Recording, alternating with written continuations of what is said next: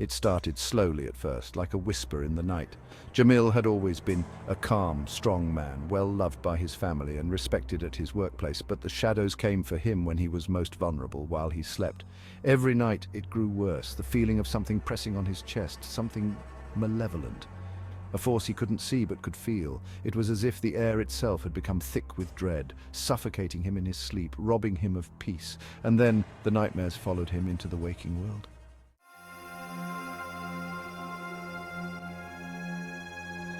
Jamil's family noticed the change almost immediately.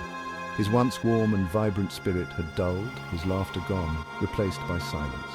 He withdrew from everyone, including his beloved wife and children. At first, they thought it was stress from work, nothing more. But then, the violence began.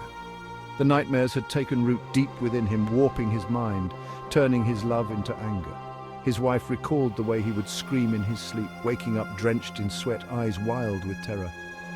He told her of the creatures he saw, grotesque figures that haunted him, even when his eyes were open. And the worst part, he felt them too, like they were real.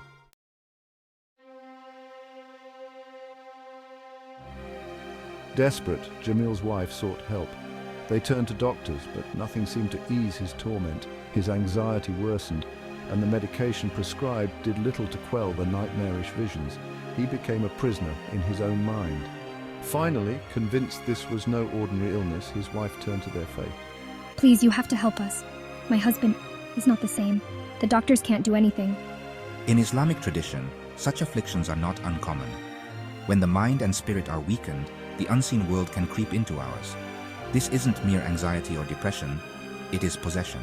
In Islamic tradition, such afflictions are not uncommon. When the mind and spirit are weakened, the unseen world can creep into ours, and Jamil's wife knew what she was dealing with. This wasn't mere anxiety or depression, it was possession.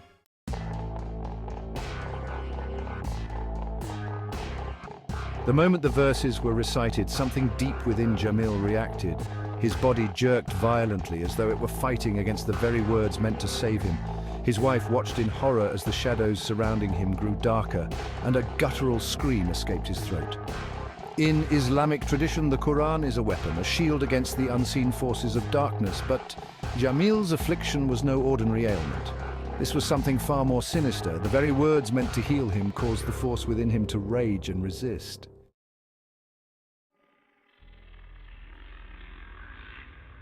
The ritual continued over the course of several days, each time revealing more of the shadow that clung to Jamil's soul. And then came the revelation. The healer spoke with certainty. This was no mere possession. This was the work of a powerful Jinn sent to torment Jamil by someone close to him, a family member using dark magic to summon the Jinn.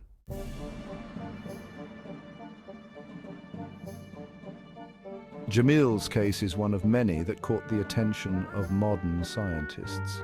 Researchers at Cambridge University, intrigued by this intersection of faith and psychology, began studying the effects of belief in Jinn possession on mental health. Could these experiences be the result of anxiety and depression manifesting in terrifying ways? Or was there truly something more, something science couldn't explain? Jamil's story became a part of that research, a case where spiritual and psychological realms collided. His symptoms, though severe, mirrored those of mental illness, but his response to religious healing was undeniable. This left researchers asking, could the mind and spirit both be treated as one?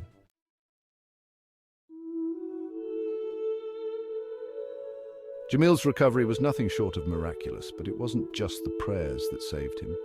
It was the combination of faith and science.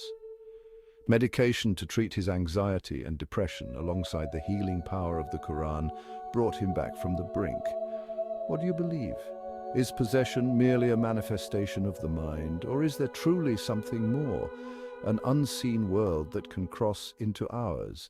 Subscribe to At-Tibbiyah to hear more breathtaking stories that challenge the boundaries of faith and science.